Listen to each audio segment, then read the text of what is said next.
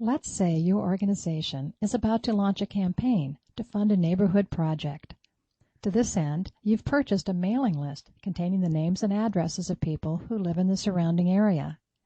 How do you import these names and addresses into your ResultsPlus system?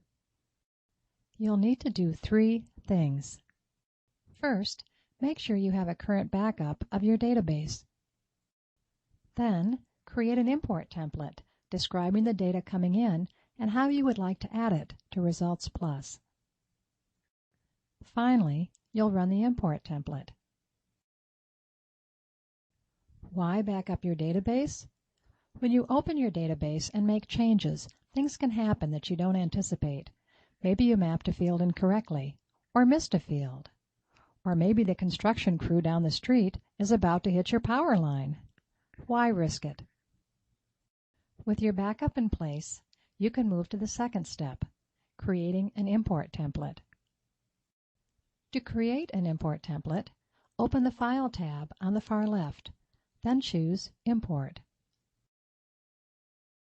Choose Constituents, then choose New Constituents.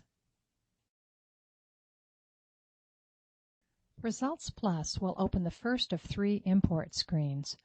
This is where you tell ResultsPlus how this particular import will work. The first thing you want to do is open your import data file. This is the mailing list you purchased. Click the Browse button, navigate to your file, then open it. The settings on the top half of this screen describe how individual fields and records in your import data are separated from one another. Normally, you won't have to touch these settings. In the bottom half of the screen, ResultsPlus will display the first 50 records of your import file. If everything looks okay on this screen, click Next. On the second screen, you set some default values, then tell ResultsPlus where to store the incoming information. You can ignore the first field, which tells ResultsPlus how to link incoming data with existing constituent records. Since you are adding new constituent records, this doesn't apply. Unless you're importing names and addresses of businesses or organizations, you should default the constituent type to individual. In the next field, choose the default address type. In this example, we'll select Home. Unless you're importing dates with your addresses, you can ignore the date format field. Now the fun begins. This is where you assign a new home to the data you're importing.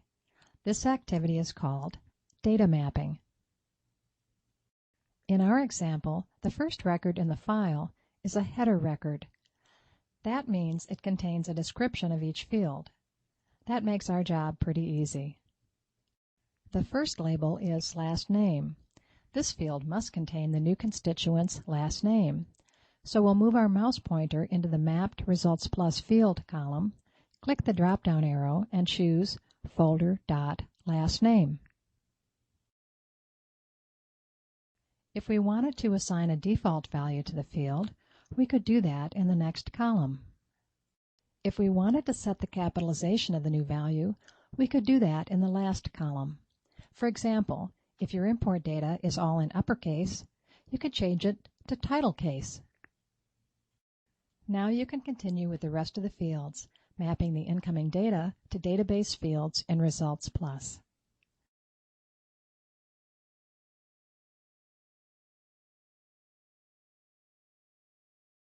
When you're done, click Next.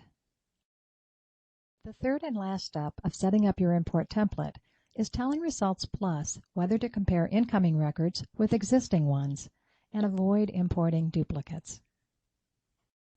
We'll ask ResultsPlus to not import records in which the name key and address 1 fields match.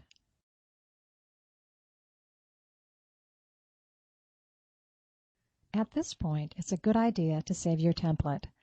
Then if you need to make changes, you don't have to start from scratch. Assign a descriptive name to the template. Leave the file type of IDT, then click Save. Now you're ready to run the import. Click the Import button. ResultsPlus will display a message ensuring that you have backed up your database. Select the appropriate option, then click Import. ResultsPlus will display information about the records it's importing while it runs the import, then display a message similar to the one shown here. When you're done, click OK. This completes the tutorial on importing a mailing list.